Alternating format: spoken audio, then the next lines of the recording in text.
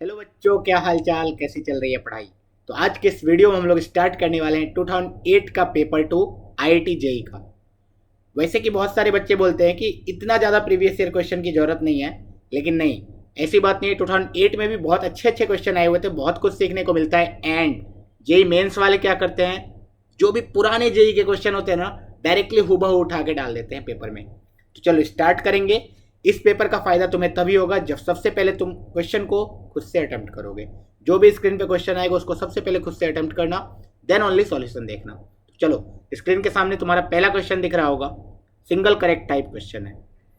बोला है particle P start from the point Z not is equal to 1+2 iota. बस ये डराने के लिए है, कॉम्प्लेक्स नंबर यूज किया गया है। ओके, आयोटा की वैल्यू √-1 है। It moves first horizontally away from the origin by 5 unit and then vertically away from the origin by 3 unit. Basically जो भी बोला जा रहा है ना, उसको एक बार हम लोग क्या करते हैं, ज्योमेट्रिकली रिप्रेजेंट कर लेते हैं। इससे क्या होगा, हमें सब कुछ आइडिया लगता जाएगा कि अच्छा पार्टिकल किधर जा रहा है, कहाँ क्या हो रहा है। चलो देखो, पार्टिकल 1,2 से स्टार्ट करता है, दिस मीन्स ये वाला पॉइंट है। Suppose 1,2, this is Z naught, right. Next बोला है it moves horizontally away from the origin by 5 unit. अगर away from the origin 5 unit चला जाएगा तो इसका कोऑर्डिनेट कितना हो जाएगा, 5 यूनिट बढ़ा दो, 5 + 1 कितना हो जाएगा, 6,2। ओके, नेक्स्ट बोला है then vertically away from the origin by 3 units. यहां से वर्टिकली ऊपर जाएगा 3 यूनिट, कहां पे पहुंच जाएगा, एक्स कोऑर्डिनेट अभी भी 6 रहेगा, 2 में 3 ऐड हो जाएगा, कितना हो जाएगा, 5। नाइस, तो ये 5 यूनिट था, ये 3 यूनिट था। अब बोला कि ये जो भी प्लेस पे पहुंचा है उसको Z1 बोल दो कुछ देर के लिए। तो इसका मतलब Z1 की वैल्यू कितनी आ गई, 6 + 5 iota. Nice, now from Z1 the particle moves √2 units in the direction of i cap plus j cap vector. अच्छा, i cap plus j cap vector का डायरेक्शन क्या होता है, बहुत ईजी होता है sir. If this is i cap, this is j cap, तो i cap plus j cap वाला वेक्टर का जो डायरेक्शन होगा ना, वो एकदम 45 डिग्री पे होगा। ये एंगल कितना है, 45 डिग्री।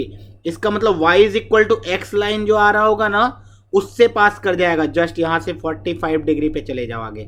अच्छा, कोई लाइन अगर 45 डिग्री पे आगे चला गया है और ये √2 यूनिट आगे गया है, तो तुम्हें दिख रहा है x में 1 यूनिट चला होगा एंड y में 1 यूनिट चला होगा, तब जाके ये 45 डिग्री आगे √2 यूनिट गया होगा।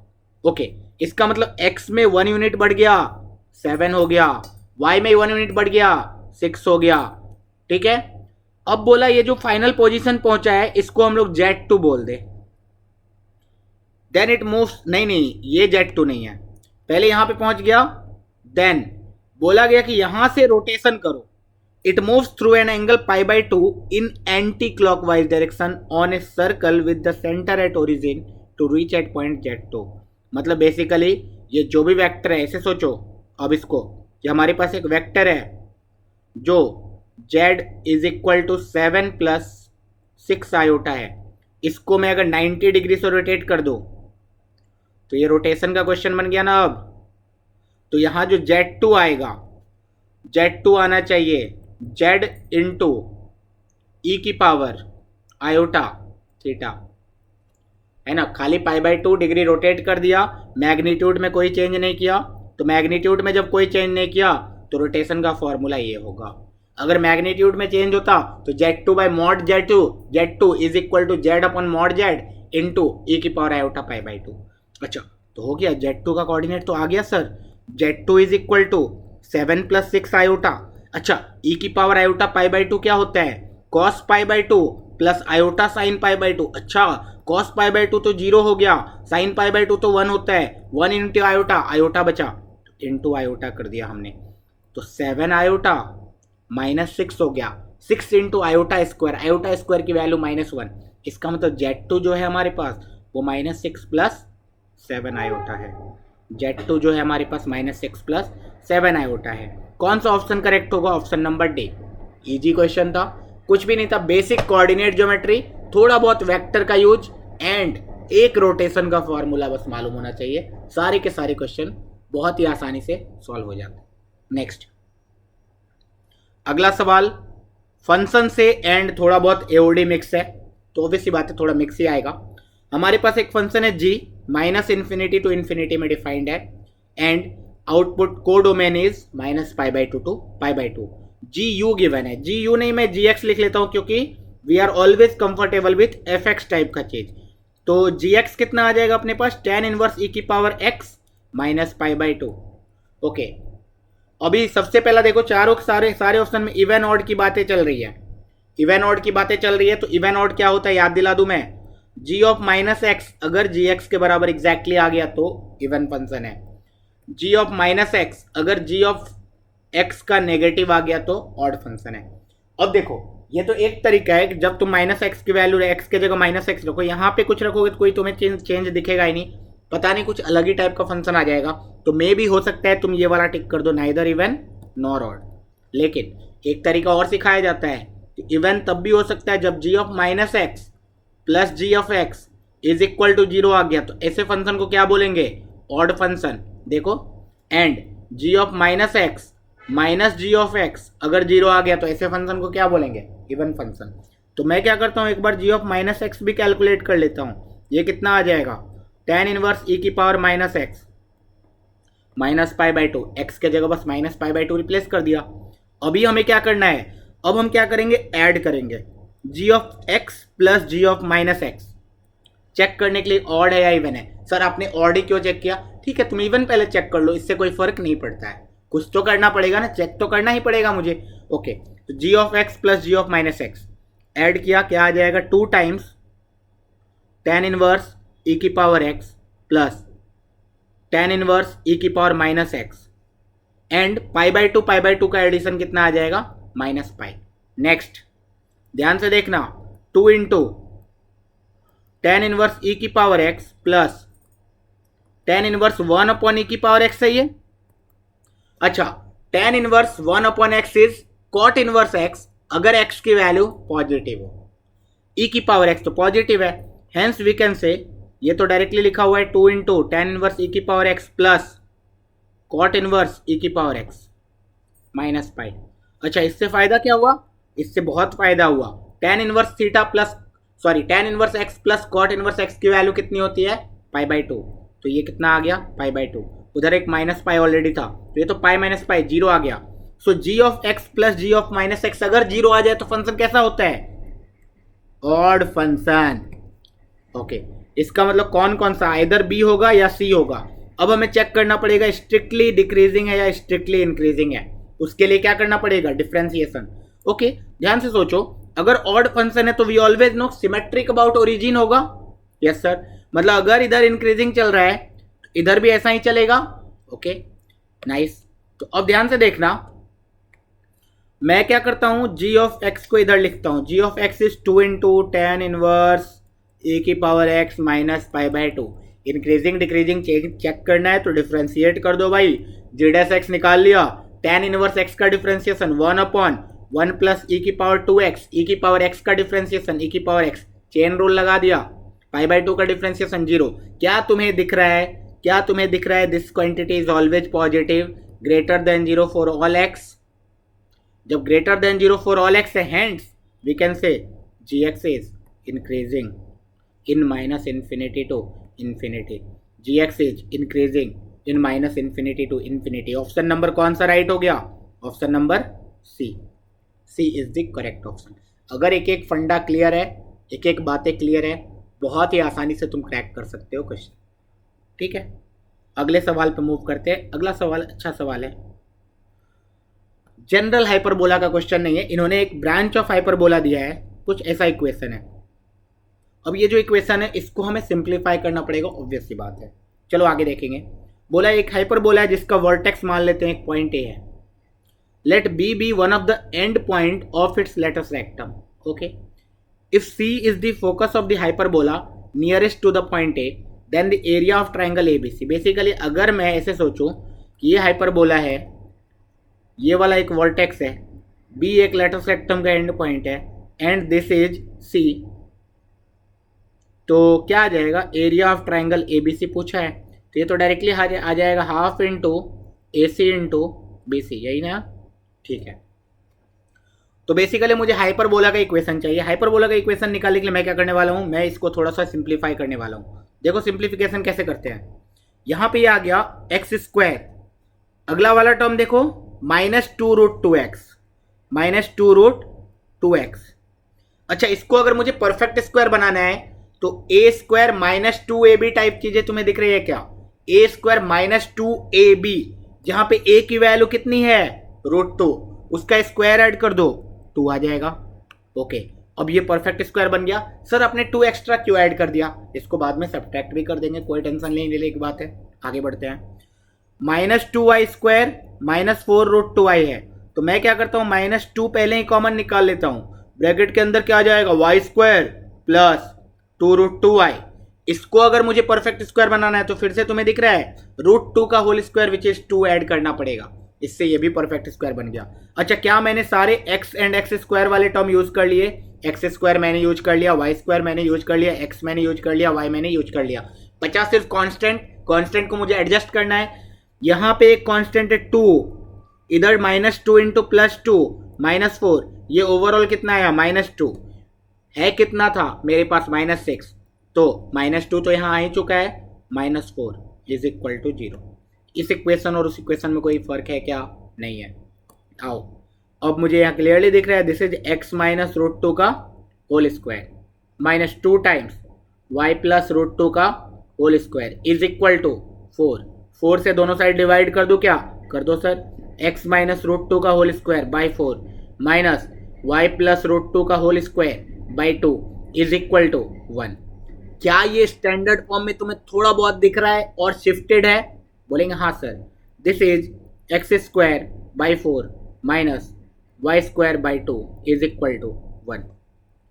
इस हाइपरबोला के फॉर्म में ये है। ओके, सो अब मुझे सारे कोऑर्डिनेट्स मालूम है कि नहीं। बताओ इसका a स्क्वायर का वैल्यू कितना है, a स्क्वायर का वैल्यू 4, बताओ b स्क्वायर का वैल्यू 2 है।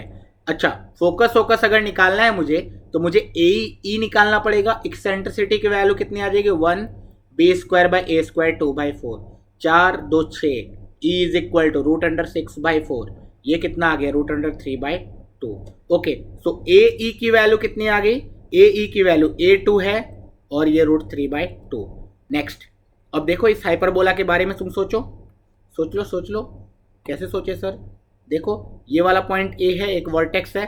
अच्छा, वर्टेक्स कहाँ तुम्हें दिख रहा है, शिफ्टेड है, x की वैल्यू √2, y की वैल्यू -√2, √2 कामा -√2।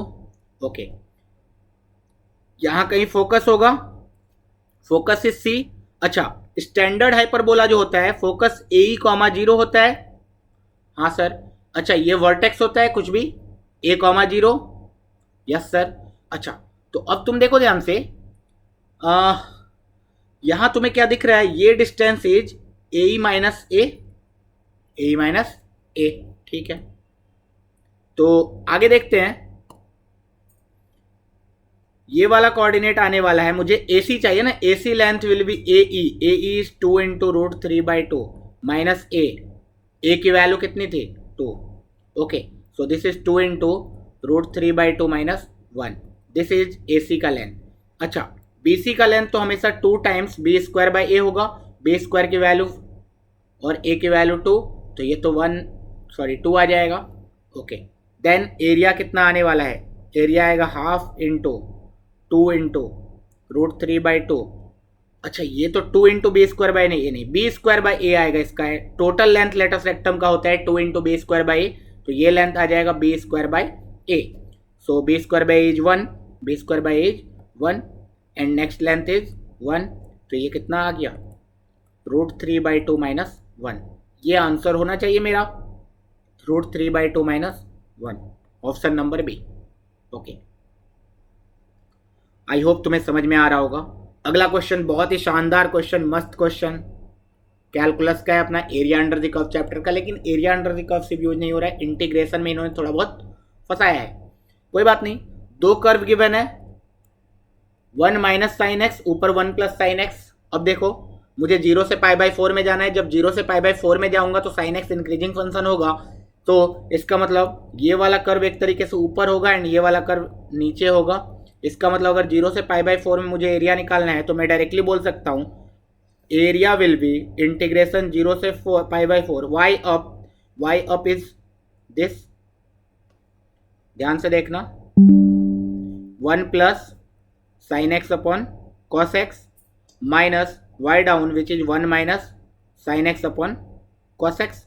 ये हो गया हमारा y up minus y down. आगे देखते हैं, ठीक है। तो ये आ गया आंसर अपना इंटू डी एक्स। लेकिन जब तुम आंसर देखोगे ना, आंसर में टी के फॉर्म में कुछ है। अच्छा, लिमिट्स भी देखोगे ना आंसर का, लिमिट्स से थोड़ा बहुत हिंट आता है यार, लिमिट्स से हिंट आता है। 0 से √2 - 1, 0 से √2 + 1, √2 - 1 π/4 है, tan ऑफ, अगर तुमने ट्रिग्नोमेट्री थोड़ा बहुत अच्छे से याद किया है तो tan π/8 इज √2 - 1। अच्छा, इसका मतलब मुझे क्या करना चाहिए, इसको पूरा का पूरा tan x में रिड्यूस कर देना चाहिए। हाँ भाई हाँ, देखो, so area will be equal to what, 0 से π/4 √1 प्लस, मैं एक बार tan x/2 को ना t लेके चलता हूँ, उससे क्या होगा, सिंप्लीफिकेशन मेरा इजी हो जाएगा। 2t divide by 1 plus T square, और नीचे भी आ जाएगा 1 minus T square by 1 plus T square, overall root है, ठीक है, माइनस फिर से overall root 1 minus 2t divide by 1 plus T square divide by 1 minus T square upon 1 plus T square. ऐसा कैसे, ऐसा कैसे भाई, ये फॉर्मूला है यार, sine 2 theta is 2 tan theta divide by 1 plus tan square theta वाला। ओके, सो इसको और सिंप्लीफाई कर लिया, 0 से π/4 रूट अंडर, ऊपर जाएगा 1 plus T square plus 2t which is 1 plus T का होल स्क्वायर, और नीचे आ जाएगा 1 माइनस टी स्क्वायर, खाली ऊपर जाएगा 1 माइनस टी का होल स्क्वायर, नीचे आ जाएगा 1 माइनस टी स्क्वायर खाली। Okay, so ultimately this will get simplified, 0 से π/4, नीचे दोनों का root under 1 minus T square, ऊपर आ जाएगा 1 plus t minus 1 minus t. So 0 से π/4 1 1 कैंसल आउट हो जाएगा, 2 tan x/2 divide by root under 1 minus tan square x/2 dx। ये है इंटीग्रेशन। अब हमें लिमिट चेंज करना है, 0 से π/4 है लिमिट, तो हम डायरेक्टली क्या करेंगे, हम डायरेक्टली सब्सटीट्यूट कर देंगे tan x/2 को समथिंग t। अब इससे क्या होगा, tan x का डिफ्रेंसिएशन कितना होता है, sec square x/2 into 1/2, x/2 का भी तो डिफ्रेंसिएशन होगा, into dx is equal to dt। अच्छा, इसका मतलब dx की वैल्यू, यहाँ से पहले लिमिट तो चेंज हो जाए, 0 से √2 - 1, 2 इंटू टी, tan x/2 को t रखा, नीचे आ जाएगा 1 माइनस टी स्क्वायर, dx के जगह क्या रखोगे भैया, dx के जगह रखोगे 2 dt divide by sec square x/2 which is 1 plus tan square. क्या आंसर आ गया, क्या आंसर आ गया, यस यस आंसर आ गया, 1 plus T square into root under 1 minus T square, यही लिखा हुआ है क्या। हाँ भाई, सारे ऑप्शन में यही लिखा हुआ है, option number B is the correct option. क्या शानदार क्वेश्चन था भाई, जेईई एडवांस यही इसी के लिए जाना जाता है, ठीक है। तुम्हारा दिमाग निचोड़ देगा, कहाँ से किस चीज़ को कनेक्ट करना है ये तुम्हें सोचना है, ठीक है। चलो आगे बढ़ेंगे, अभी और अच्छे अच्छे क्वेश्चन आएंगे। ये भी क्वेश्चन बहुत ही बढ़िया क्वेश्चन है, देखो ध्यान से। बोला है consider 3 points P, Q and R। अब बताना है P Q R कोलिनियर है या नहीं। ध्यान से देखेंगे, beta minus alpha beta, beta minus alpha beta, यहाँ बीटा माइनस अल्फा एक थीटा एक्स्ट्रा आ रहा है, तो क्या करें, कुछ देर के लिए सोचो। इस चीज को मान लो x1, इस चीज को मान लो y1, इस चीज को मान लो x2, इस चीज को मान लो y2। तो अब r का कोऑर्डिनेट लिखने का कोशिश करो। r का कोऑर्डिनेट में x coordinate which is x3 and y coordinate y3। x3 क्या होगा, x3 होगा cos this into cos a plus b का फॉर्मूला लगेगा which is cos a cos b minus sin a sin b। Can you see cos beta minus alpha को हमने x2 माना हुआ है, minus sin beta minus alpha को हमने x1 माना हुआ है। अच्छा, तो x3 की वैल्यू ये आ गई। सिमिलरली अगर मैं y3 की वैल्यू चेक करूं, तो sine beta minus theta, sine A minus B, sine A cos B minus cos A sine B.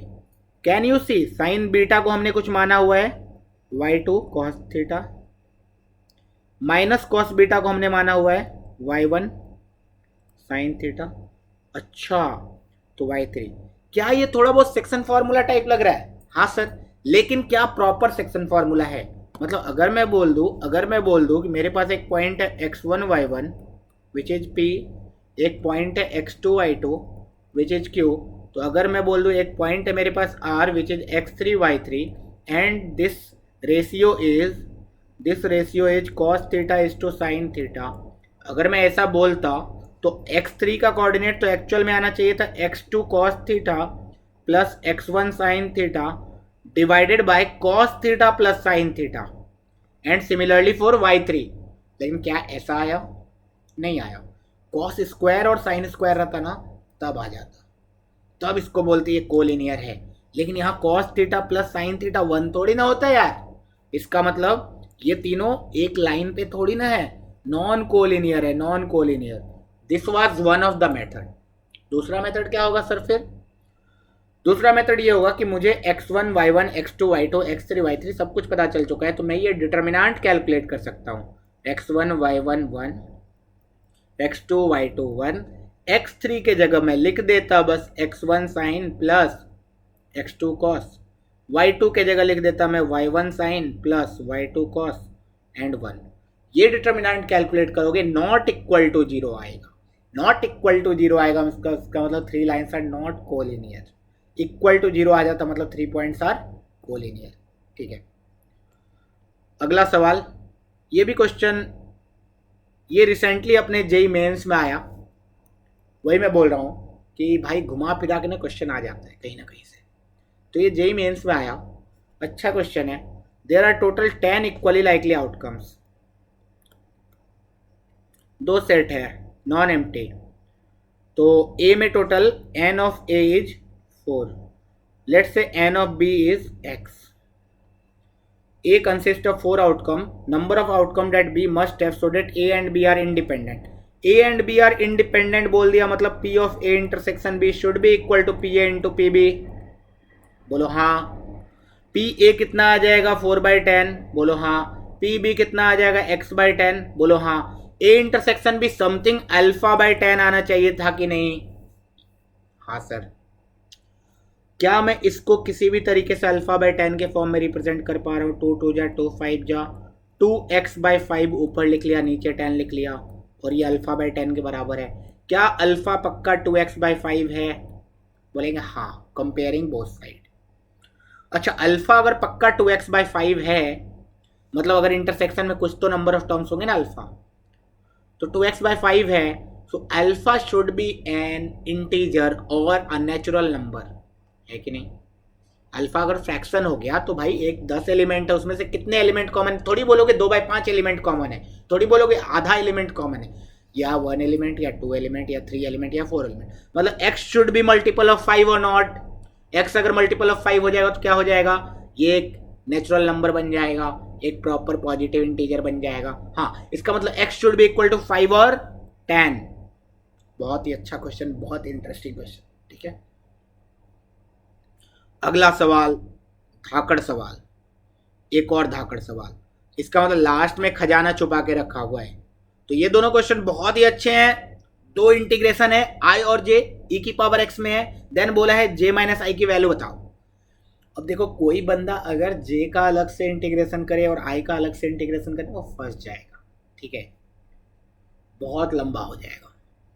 अगर तुम पहले ही j - i निकाल लो ना, तो देखो यहाँ क्या बन जाएगा, e⁻x e⁻4x plus e⁻2x plus 1 minus, अगर मैं इसमें न्यूमरेटर एंड डिनोमिनेटर दोनों में e⁻4x मल्टीप्लाई कर दूँ, क्यों किया? ताकि डिनोमिनेटर सेम बन जाए। तो ऊपर बन जाएगा e⁻3x एंड नीचे बन जाएगा e⁻4x 1 वाला टर्म, ये बन जाएगा e⁻2x एंड नेक्स्ट टर्म बन जाएगा 1।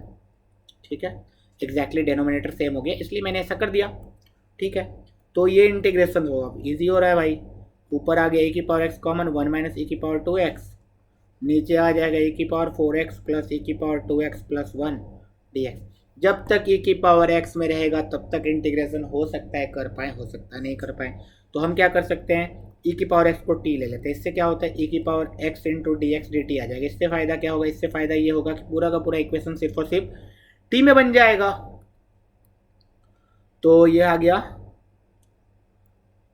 अरे e की पावर x डी एक्स हो गया ना डी टी, तो ये आ गया सिर्फ 1 minus T square upon t की power 4 plus T square plus 1 d t. क्या ये ट्विंस फॉर्म है? ट्विंस फॉर्म अगर याद नहीं है तुम्हें तो याद करो। बोला गया था ऊपर 1 रहे या 1 प्लस टी स्क्वायर रहे या 1 माइनस टी स्क्वायर है या सिर्फ टी स्क्वायर है, नीचे खाली होना चाहिए टी की पावर 4 प्लस समथिंग के into T square plus 1 type, है कि नहीं? अगर इस फॉर्म में है तो इसको ट्विंस फॉर्म बोलेंगे कि नहीं? इससे क्या हो गया, इससे ये सिंप्लीफाई हो गया। कैसे सॉल्व करते थे, अगर नहीं आता है तुम देख लो भाई, ऐसा कोऑर्डिनेट ऐसा इंटीग्रेशन रहेगा तो कैसे सॉल्व करेंगे। न्यूमरेटर एंड डिनोमिनेटर को टी स्क्वायर से डिवाइड कर दो, कर दिया सर।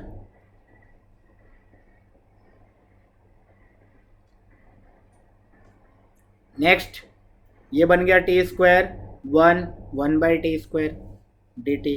कुछ गड़बड़ किया मैंने, जे माइनस आई ही निकाला है ना मैंने, नहीं मैंने i माइनस जे निकाल दिया यार। e की पावर 3x यहाँ, e की पावर 2x यहाँ, इससे ज़्यादा कुछ चेंज नहीं होगा। ये e की पावर 2x माइनस 1 बन जाएगा, ये बन जाएगा टी स्क्वायर माइनस 1, ठीक है। तो ये बस बन जाएगा 1 माइनस टी स्क्वायर, ठीक है। अभी सही है।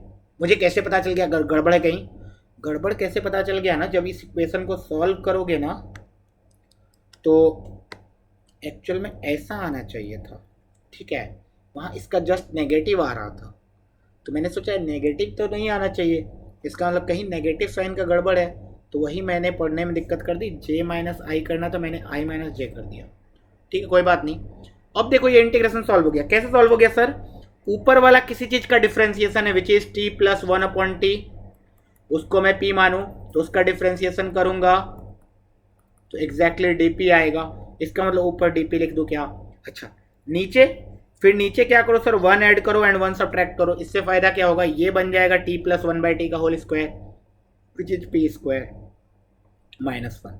अब तो ये इंटीग्रेशन आसान है ना? कैसे आसान है सर? अरे भाई देखो ना कैसे, 1 बाई पी प्लस 1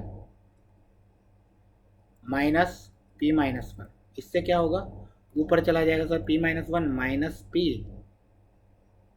प्लस 1। रुको ऐसे कर दो, पार्शियल फ्रैक्शन कर दिया, p माइनस 1 इधर, p प्लस 1 इधर, ऊपर जाएगा उधर p plus 1 minus p plus 1, p cut जाएगा 1 प्लस 1 2, इधर 1 बाई 2 रख दूंगा। हाँ अब ये हो गया। कैसे हो गया? हो गया ना भाई, ln p minus 1 minus ln p plus 1। हाँ सर, तो आंसर आ गया ना 1 by 2 ln p minus 1 upon p plus 1, यही तो आंसर है। क्या आंसर है ये? 1 बाई 2 ln p को हमने क्या रखा है, t plus 1 by t minus 1 upon t plus 1 by t plus 1। तो ये हो गया ना 1 by 2 ln t square plus या t square minus t plus 1, नीचे आ जाएगा t square plus t plus 1। यही आंसर है, देख लो। टी को e की पावर x रखेंगे, t square minus t plus 1 t square plus t plus 1, सी ऑप्शन। बहुत ही बढ़िया इंटीग्रेशन था। लास्ट क्वेश्चन है इस पेपर का बोल रहा हूँ, आज के इस वीडियो का जो सिंगल करेक्ट टाइप क्वेश्चन है, उसके लास्ट क्वेश्चन को हम लोग सॉल्व करने जा रहे हैं। देखना ध्यान से, gx एक फंक्शन है, लिख लिया। बहुत ही अच्छा क्वेश्चन है, कभी भी जेईई मेंस में आ सकता है, शायद जेईई मेंस में आया भी है रिसेंटली। fx एक ट्वाइस डिफरेंशिएबल फंक्शन है ऑन 0 to इन्फिनिटी, जहाँ पे एक कंडीशन सेटिस्फाई कर रहा है fx which is f of x plus 1 is equal to x into F X. तो अब बोला है जी डबल डैश माइनस जी double dash something.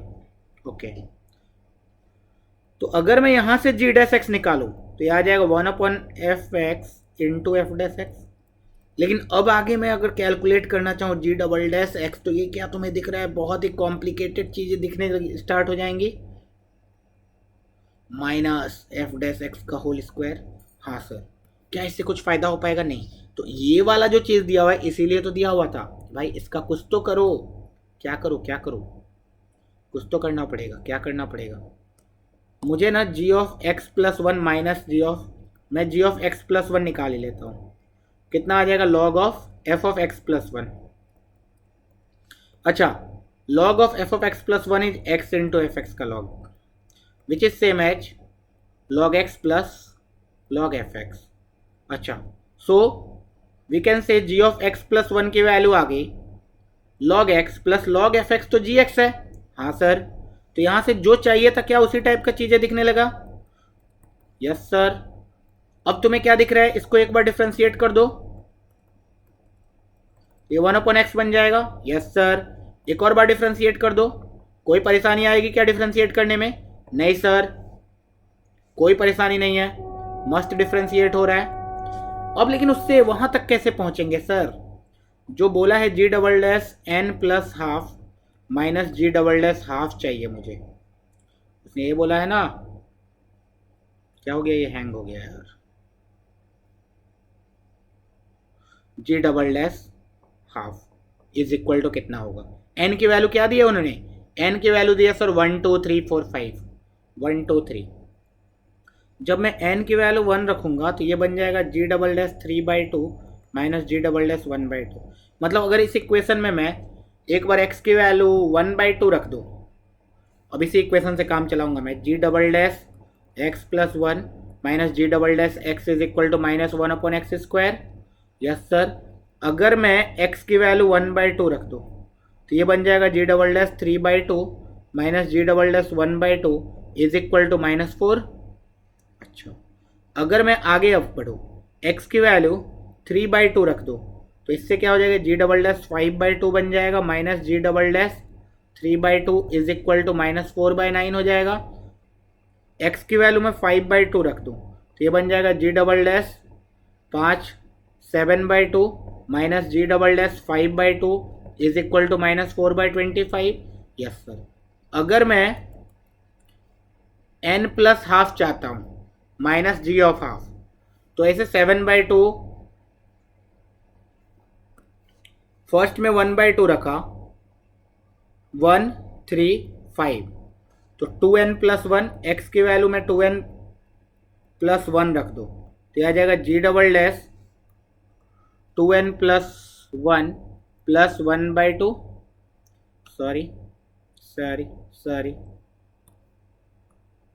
2n plus 1/2 रख दो, मतलब तो यह आ जाएगा 2n प्लस 3/2, जो कि मुझे नहीं चाहिए, है ना। तो 2n माइनस 1 रखना पड़ेगा, 2n माइनस 1 रख दो तो यह आ जाएगा 2n minus 1/2 plus 1 which is 2n plus 1/2, right. तो 2n plus 1/2 minus ji double dash of 2n minus 1/2 is equal to -4/2n minus 1 का होल स्क्वायर। Yes sir. अब इन सब को ऐड कर दो तो जो चाहिए क्या वही दिख रहा है। यस सर, ये तो टेलीस्कोपिक टाइप है। हाँ, इधर से इधर कटा, इधर से इधर कटा, इधर से इधर कटा, धाए धाए धाए धाए धाए धाए, आ गया g double dash n plus half minus ji double dash half is equal to -4, सब में कॉमन, ब्रैकेट के अंदर जाएगा 1 plus 1/9 plus 1/25 dot dot dot से लेकर के 1/2n माइनस 1 का होल स्क्वायर तक, -4 into 1 plus 1/2n minus 1, A option.